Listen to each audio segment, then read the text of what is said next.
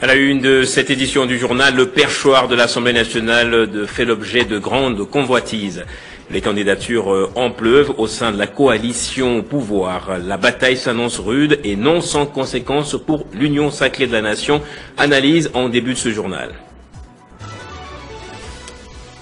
Et jour de vote en Côte d'Ivoire ce samedi, 5 candidats sont en lice et 9 millions d'électeurs ont été appelés à les départager. Alassane Ouattara brigue un 4e mandat. En sport, football, le FC Saint-Éloi Lupopo et l'association sportive Maniema Union sont qualifiés pour la phase des groupes de la Ligue des Champions. Les temps forts de ces 2 matchs à suivre en fin de journal.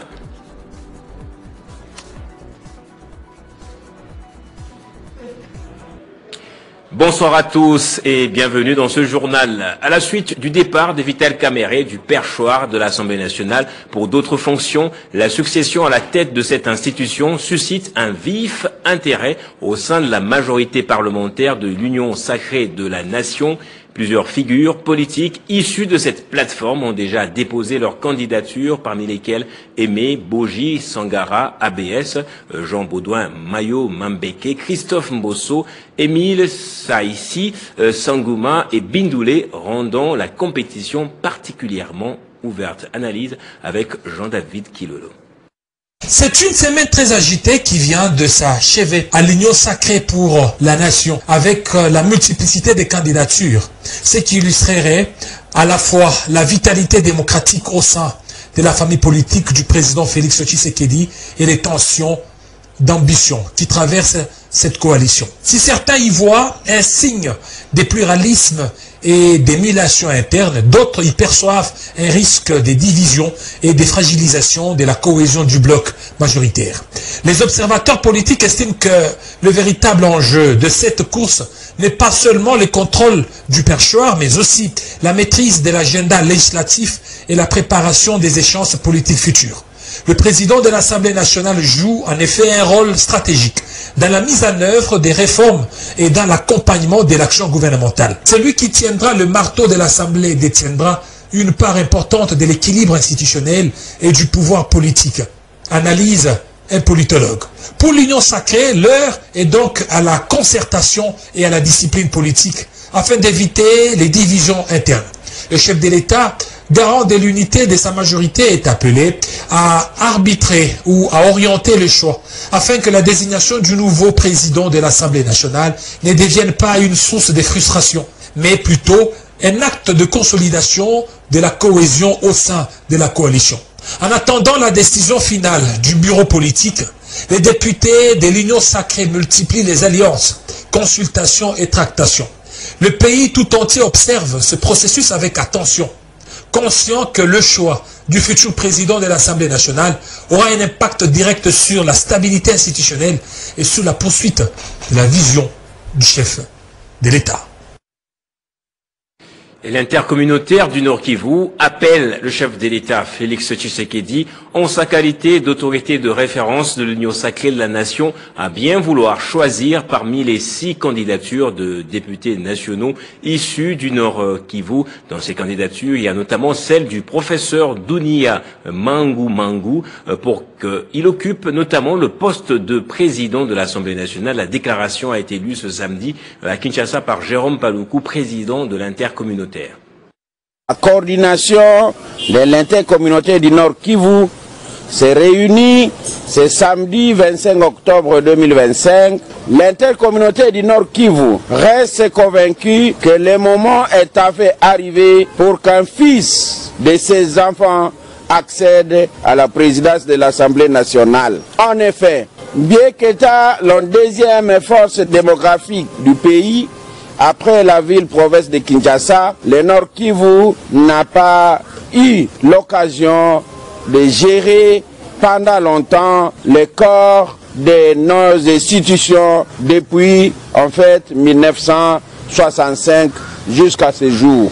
L'intercommunauté du Nord Kivu encourage ces 6 dignes fils qui ont répondu spontanément à l'appel à candidature pour le poste de président de l'Assemblée nationale, afin que ce qui frise une injustice historique et politique soit enfin corrigé. Il s'agit de professeur Dunia Mangomango Doudou, Kamundu Batundi Didier, Mbindule Mitondo Crispin, Mishiki Bouini Willy, Mwanza Hamisi Sigoma et Saïdi Balikwisha Emile. Tout en soutenant la vision du président de la République, chef de l'État, et les efforts qu'il déploie pour ramener la paix à l'est du pays, l'intercommunauté du Nord Kivu demande au souverain, au chef de l'État et garant de la nation, en sa qualité d'autorité de référence de l'union sacrée de la nation, de bien vouloir choisir parmi les 6 candidatures du Nord Kivu celle qui présidera au bureau de l'Assemblée nationale. Et puis Simon Moulamba Mputu, président du parti politique CODEP et député national élu de Chikapa dans le Kasaï, a déposé sa candidature au poste de président de la Chambre basse du Parlement ce vendredi.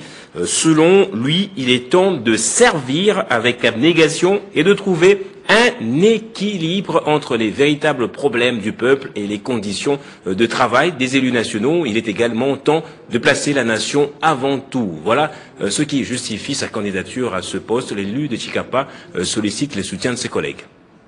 Dans un discours prononcé après avoir déposé sa candidature à la présidence de la Chambre basse du Parlement, au siège de l'Union sacrée de la Nation, le député Simon Moulamba Mputu, représentant de Chikapa au Kasaï, a exprimé la nécessité de renouveler la direction de l'Assemblée nationale de la République démocratique du Congo. Simon Moulamba a précisé qu'il est temps de décharger le passé et de réorienter la Chambre basse du Parlement. Il a également souligné les défis actuels auxquels fait face l'Assemblée, notamment la nécessité de renforcer la transparence, d'améliorer la communication entre les élus et leurs électeurs et de promouvoir un environnement de travail plus inclusif. En tant que meilleur élu de Chikapa, Simon Moulamba Mputu a affirmé avoir les compétences nécessaires pour diriger cette institution de manière différente. Il a mis en avant son expérience en tant que membre actif de divers comités parlementaires et son engagement envers les préoccupations de ses concitoyens. Une fois élu, je m'engage à respecter les droits et la valeur des élus nationaux, a-t-il promis, ajoutant que sa priorité serait de garantir une représentation équitable de toutes les régions du pays.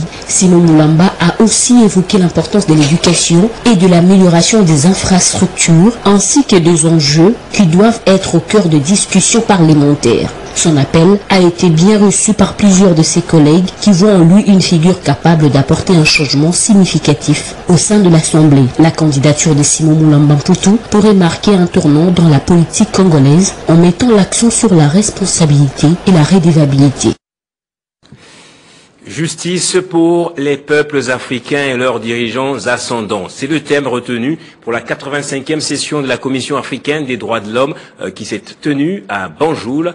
À cette occasion, le conseiller spécial du chef de l'État en charge des questions juridiques et administratives a pris la parole pour faire un plaidoyer de la reconnaissance du génocide commis en RDC pour des raisons économiques reconnues sous l'appellation de génocide. La participation à la 85e session de la Commission africaine des droits de l'homme qui s'est tenue à Banjul, République des Gambie, à partir du 21 octobre 2025, avait pour thème la justice pour les peuples africains et leurs ascendants. Lors de cette session, un side event a été organisé le soir du 22 octobre 2025 par le ministre des Droits humains, Samuel Bemba Kabouya, devant les diplomates, les commissaires membres de la Commission africaine des droits de l'homme, plusieurs organisations de droits de l'homme et de la diaspora congolaise. À cette occasion, un film des atrocités commises dans l'Est de la République démocratique du Congo a été diffusé et le conseiller principal du chef de l'État, chargé des questions juridiques et administratives, a pris la parole pour faire un plaidoyer de la reconnaissance du génocide commis en République démocratique du Congo. Il a à cette occasion condamné l'inaction et le silence des uns et des autres devant ce massacre qui ne souffre d'aucun doute, en rappelant que son Excellence, Monsieur le Président de la République, chef de l'État, Félix Tshisekedi Tshilombo, ne cesse d'attirer l'attention de la communauté internationale et des Africains pour mettre fin à cette barbarie. Les droits de l'homme sont les droits qui sont inhérents à la qualité de la personne humaine. Il convient de se demander si les Congolais que nous venons de voir dans ces films ne sont-ils pas les êtres humains au même titre que les autres sur cette terre? Mais pourquoi ce silence et pourquoi cette indifférence? Dans son allocution, le conseiller principal du chef de l'État, chargé des questions juridiques, le professeur Martin Mulumba Chitoko, a non seulement plaidé pour la reconnaissance de ces génocides commis pour des raisons économiques en République démocratique du Congo, génocide, mais il a aussi exigé une justice réparatrice pour les victimes. La situation sécuritaire dans l'Est du pays, le dialogue national inclusif et d'autres sujets d'actualité politique étaient décryptés lors d'une matinée politique du mouvement social pour le renouveau que je vous invite à suivre justement.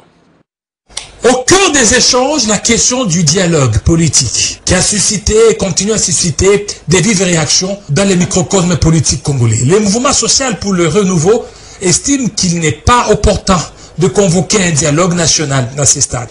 Alors que le président de la République, Félix Tshisekedi, est encore en plein exercice de son mandat. Selon les intervenants, un tel dialogue risquerait de détourner l'attention des priorités nationales et de s'aimer une confusion politique inutile. Pour nous, ce dialogue doit vraiment s'arrêter jusqu'à ce que nous puissions recouvrer notre intégrité nationale et notre souveraineté. C'est à ce moment-là qu'on pourrait parler de dialogue. D'abord, unissons-nous autour du président de la République, Félix Antoine Tshisekedi Tshilombo, pour que cette guerre soit gagnée, et c'est par la suite qu'on pourra parler de nos problèmes internes. Le mouvement social pour le renouveau appelle plutôt toutes les forces vives du pays à s'unir autour de la vision du chef de l'État, Félix Antoine Tshisekedi Tshilombo, notamment dans la lutte contre l'insécurité persistante à l'est du pays. Les responsables du parti ont exhorté les institutions et la population à soutenir sans relâche la FARDC engagée au front contre les groupes armés. Sur le plan interne, la matinée a également été marquée par un appel à la discipline et à la cohésion au sein du parti. Les responsables ont fustigé l'instabilité et les divisions observées récemment dans certaines structures du parti, appelant à l'unité et au respect de la hiérarchie. Ensemble avec le peuple congolais, derrière le président Félix Antoine Tshisekedi Tshilombo, pour que nous puissions gagner cette guerre. Le mouvement social pour le renouveau réaffirme sa fidélité à la vision du chef de l'État et sa détermination à contribuer à la consolidation de la paix, à la stabilité institutionnelle et au développement du pays. Le parti politique Alliance des nationalistes pour un Congo émergent, l'ANCE, sous la présidence morale du sénateur Norbert Katitima Bashengezi, a organisé une matinée politique dans le district de Moamba qui marque la fin d'une tournée dans tous les districts que compose la ville-province de Kinshasa. Devant une marée humaine, cadres et militants, le docteur Sifa a souligné l'urgence en santé publique en mettant l'accent sur la prévention du cancer du sein et du col de l'utérus, alignant ainsi les préoccupations sociales à la vision nationaliste de son parti. Profiter du mois de dépistage du cancer du sein pour mettre à jour nos femmes, pour mettre à jour nos camarades sur ce qui se passe dans le monde. Comme c'est un mois dédié au dépistage, dédié à la lutte contre le cancer du sein, nous en avons aussi profité d'en parler dans le parti. De son côté, Maître Jacques Kabé, secrétaire général adjoint et porte-parole, a exposé sur les stratégies essentielles permettant à un parti politique de mobiliser le soutien populaire, démontrant la volonté d'un CNE de consolider son ancrage démocratique par des outils modernes et efficaces. Pour sa part, le sénateur Bashengezi, figure scientifique et politique des références, a quant à lui mobilisé pour les prochaines échéances électorales, renforçant la cohésion interne et la détermination du parti à conduire les Congo vers une émergence durable. 20 élus, ce n'est pas une mince affaire, mais nous voudrions les quintupler ou même aller au-delà pour que nous soyons dans toutes les instances décisionnelles de ce pays. Nous avons pris comme option de former les gens sous forme de boules de neige. On a commencé à la FONA, On est allé à la Tchangou, puis Lukunga. Aujourd'hui, nous terminons Kinshasa et c'est la clôture. Cette matinée a également permis des adhésions massives et la remise des brevets dans le domaine de la planification politique, illustrant la dynamique croissante d'un nationalisme centré sur la solidarité, la formation des militants et le progrès collectif. De l'électricité à Nganda Jika. Une centrale solaire de 200 kW crête a été construite par Anser dans le cadre du projet d'électrification accompagné de l'implantation de l'éclairage public sur les principales artères de la cité, une concrétisation de la vision d'un accès équitable à l'électricité pour chaque Congolais.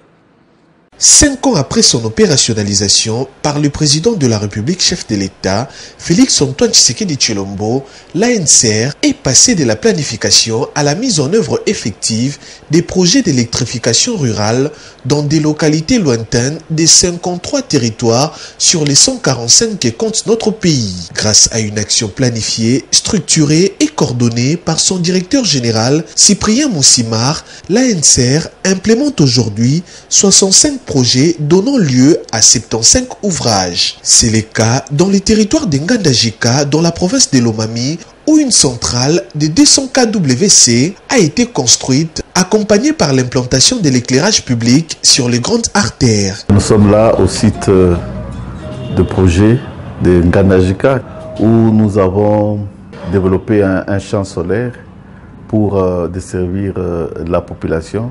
Et donc il est important de pouvoir bien organiser la distribution au mieux des intérêts de la population. Nous tenons à remercier le président de la République pour cette initiative d'appuyer Anser à pouvoir réaliser. Nous remercions aussi les autorités de Anser parce qu'ils sont debout afin que la lumière puisse être chassée sur nos villages. La population témoigne de l'élan vers le progrès impulsé par l'accès à l'électricité. Nous sommes très contents depuis que le chef de l'État a pensé de nous envoyer en ici en Nganda Jika. Depuis l'indépendance jusqu'à aujourd'hui, on n'a jamais vécu la vie que nous sommes en train de vivre. Parce qu'on entendait que le courant existe à Nganda Jika. J'ai tant souffert avec des systèmes de panneaux pour alimenter mon congélateur. Mais aujourd'hui, maintenant, grâce à ces courants, le congélateur est allumé 24 sur 24 heures. Félix Tshilombo, président wetu tusanga bamuli mutuelela nzembo mu Nganda Jika tuje ni disanga jabuni bikola tukwela twasakijila nzembo di mutueshe mimpa tukatuju mwana buba dukubatoka. Chaque projet implémenté par l'ANSR incarne la vision du chef de l'État, faire de l'accès à l'énergie un levier de développement, d'équité et de modernité pour tous les Congolais. Et à Pointe-Guiringiri, l'opération de scellage initiée par la DGRK contre les assujettis non en règle s'attaque cette fois aux sociétés de la commune qui ont vu leurs portes être scellées, particulièrement à Guiringiri. Lutter contre l'incivisme fiscal est le maître mot du numéro 1 de la direction des recettes de Kinshasa, M. Gérard Kajakamboua. C'est dans cette optique que s'est poursuivie l'opération de scellage vendredi 24 octobre 2025. Les contribuables Sotco, Société de transformation congolaise, à la 15e rue Kingaboua, a vu ses installations scellées par les huissiers fiscaux mandatés pour cette mission. Pour des raisons de non-paiement des impôts, taxes et autres redevances dues à la ville de Kinshasa, la chambre froide, Kéran située sur première rue Limité, Dilandos, a vu aussi son cadre de travail scellé cet après-midi. Tout assujetti est contraint de se conformer à la loi pour éviter de subir la rigueur de cette dernière. Payer l'impôt est un devoir civique, il est recommandé de le faire pour construire ensemble la ville de Kinshasa à travers le gouverneur de la ville, Daniel Bumba. Toutes mes excuses, c'était plutôt à Limité où les portes des sociétés ont été fermées par cette opération de scellage de la DGRK. La lutte contre l'insécurité a franchi une nouvelle étape à Fungurume. Les services de sécurité ont présenté à l'autorité communale Aline Makano Tshilombo un réseau de 12 présumés criminels arrêtés. Ces hors-la-loi sont répartis en 5 groupes selon leurs différents modes opératoires. La lutte contre l'insécurité a franchi une nouvelle étape à Fungurume. Les services de sécurité ont présenté à l'autorité communale, à l'honorable Aline Makano Chilombo, un réseau de 12 présumés criminels, dont 2 éléments de l'ordre, un de Fungourmé, un autre venu de Lubumbashi, arrêté et réparti en 5 groupes selon leurs différents modes opératoires. Procéder à l'enlèvement d'une fille mineure âgée de 17 ans, avec l'intention que cette dernière, donc la fille mineure là, puisse aller leur indiquer la résidence de son pasteur, nommé Kadima Anakle. Heureusement pour la fille, elle va profiter en route à partir de la distraction de ces kidnappeurs pour s'enfuir pendant que ces derniers s'occupaient du partage des militaires.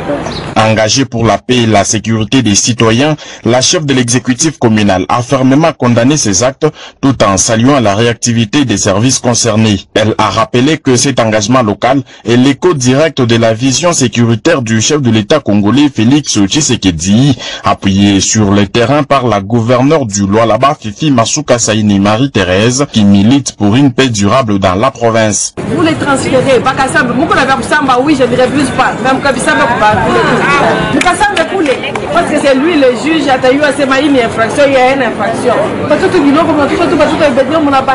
Les parents souffrent. Dans un autre registre, le service de renseignement a saisi un important lot de produits stupéfiants en provenance du Kasaï intercepté à Tenki. Nous avons été saisis par une source, une fois, qu'il y a des déchargements des histoires prohibées, entre autres chambres et l'alcool prohibé communément appelé Kabon. Et lors de notre descente, nous sommes arrivés sur le terrain, nous avons obligé aux agents de l'SNCC de pouvoir ouvrir les conteneurs et nous avons trouvé un wagon qui avait aussi des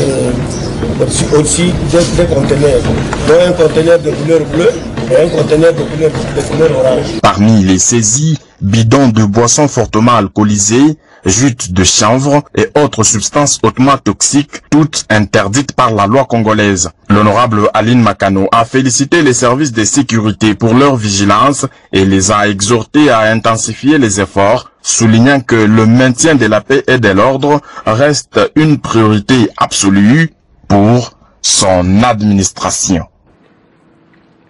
Et là-bas toujours, la journée internationale des personnes âgées a été célébrée avec faste à Kolwezi par la fondation Andy Barampana Mutombo. Le député national a redonné le sourire aux vieillards de Kolwezi à travers plusieurs actes de charité, notamment des dons en vivres et non-vivres et le partage d'un repas. Toujours au chevet des démunis, la fondation Barampana Mutombo a célébré avec le vieillard de Kolwezi la journée internationale des personnes âgées placées sous les signes de la santé, de la solidarité et du partage. Empêché, le parrain de la FBM, le député national Andy Barampana Mutombo a tout de même dépêché une forte délégation conduite par Joe Mutope, vice-coordonnateur, représentant le coordonnateur national Billy Kailo. La journée a débuté par une marche de santé partie du site Alcadia jusqu'aux hospices des vieillards sous une ambiance festive.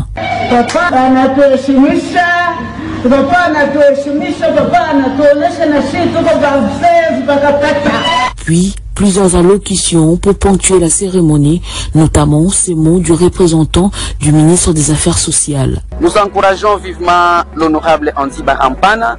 Pourquoi? Parce que c'est un jeune très dynamique, un jeune très éveillé et un jeune qui se donne toujours, nous le voyons beaucoup de fois, à beaucoup d'occasions, venir auprès des nécessiteux, venir auprès d'une catégorie de personnes qui, à un certain moment, il y a des personnes qui les oublient, mais cette façon de faire par honorable Barampana Mutombo, nous disons merci, coup de chapeau, félicitations à l'honorable, qu'il les fasse davantage.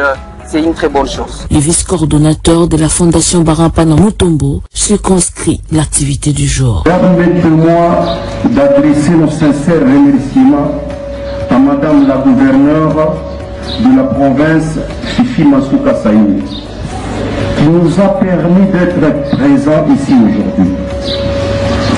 Nos hommages vont également à notre parrain, l'honorable Barampana Mutombo, dont la vision et la générosité inspirent cette œuvre, ainsi qu'à Monsieur le coordonnateur national Billy Kailo pour son engagement constant et son leadership.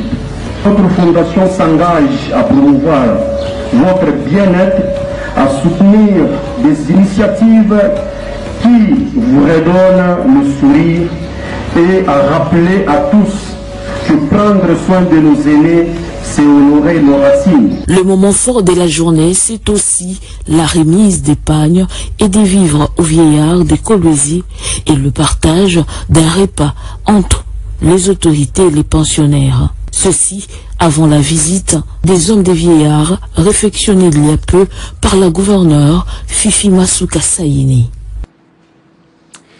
1600 personnes ont été retenues parmi les 6000 enregistrées pour les travaux de réhabilitation des routes d'intérêt communautaire. Ce projet STAREST permet ainsi à la population de quelques zones ciblées particulièrement de participer à son développement, mais aussi à la réinsertion sociale dans ces zones en proie à des conflits sécuritaires. Pour une réhabilitation de 49 km de route de desserte agricole dans la chefferie de Walundu, Mbidi, territoire d'Irumu, dans la province de l'Ituri, le projet STAREST, projet de stabilisation et de relèvement de l'Est, va employer 1630 ouvriers recrutés dans la commune locale par la méthode TIMO, technique de haute intensité de la main-d'œuvre. Avant de retenir des ouvriers, le projet STAREST a procédé par une session de sensibilisation et d'information avec les autorités territoriales et des chefferies concédées. Puis, 2 jours d'enregistrement de la population bénéficiaire de travaux avant de procéder par la suite à une journée de tirage au sort pour retenir 1630 personnes sur les 6000 enregistrés.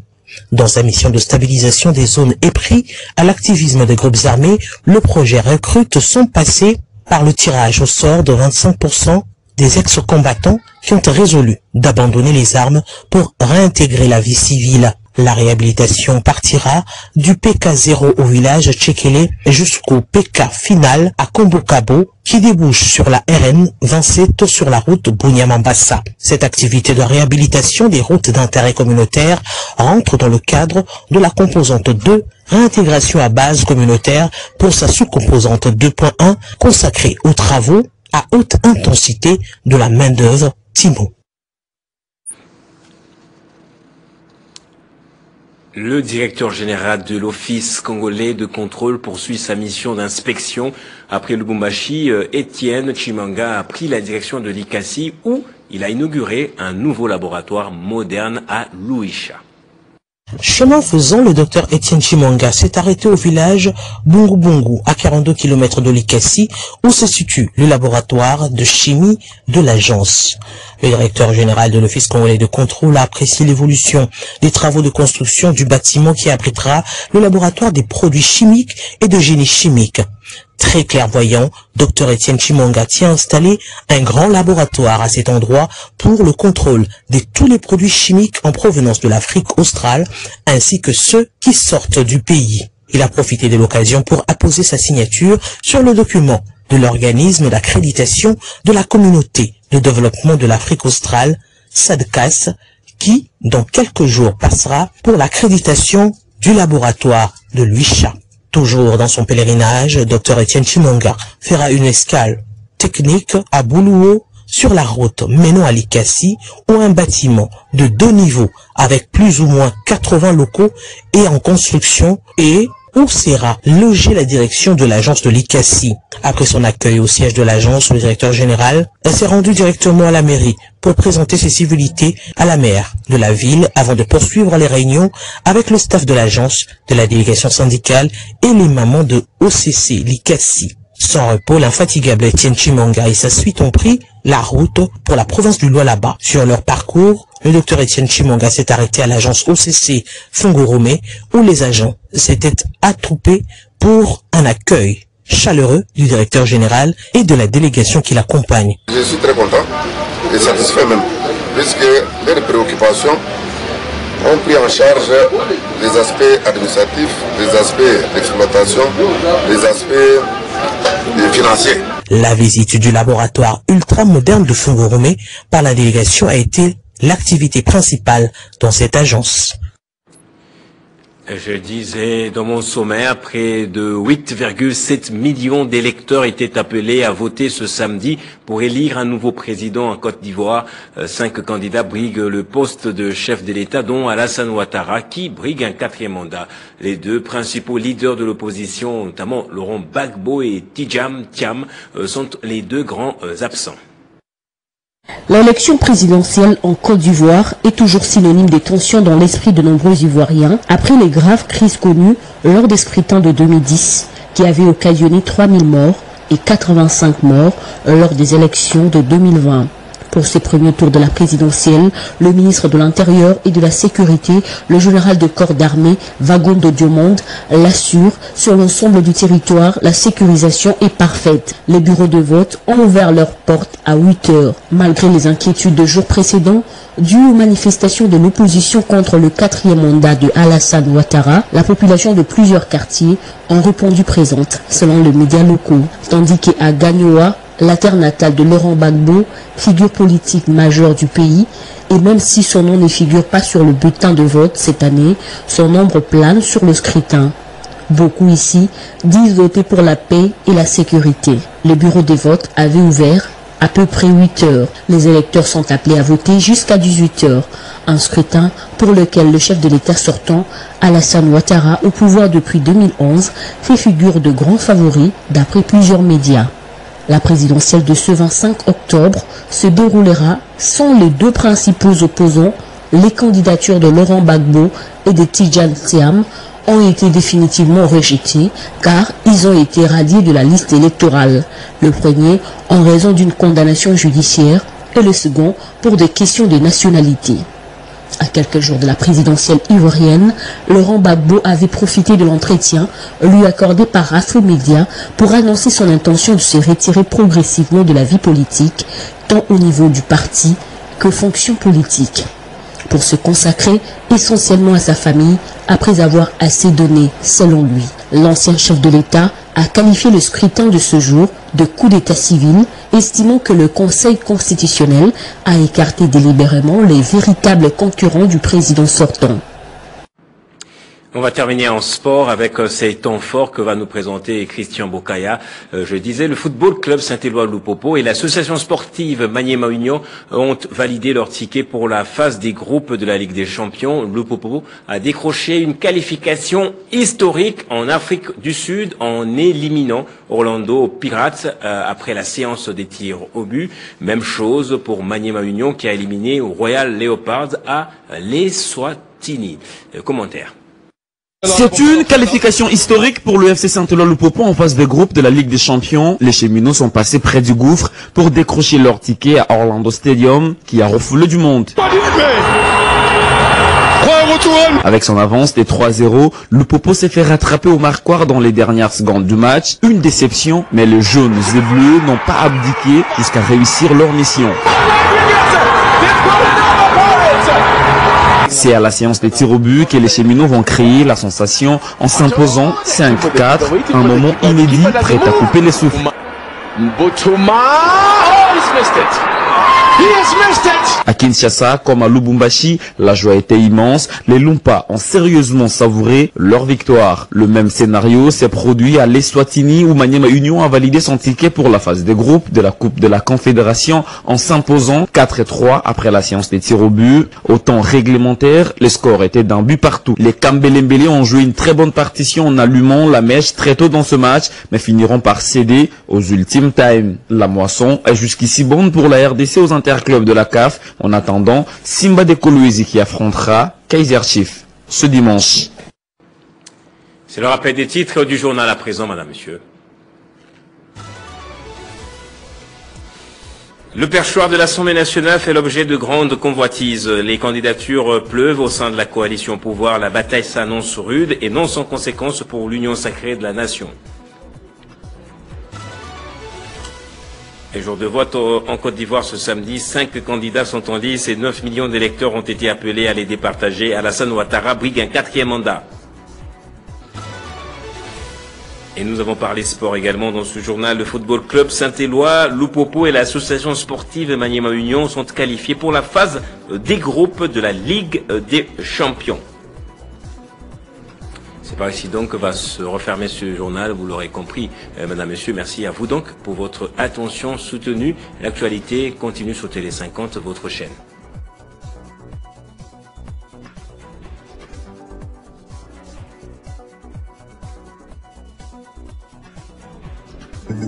Retrouvez toute l'actualité en continu sur www.tele50.cd.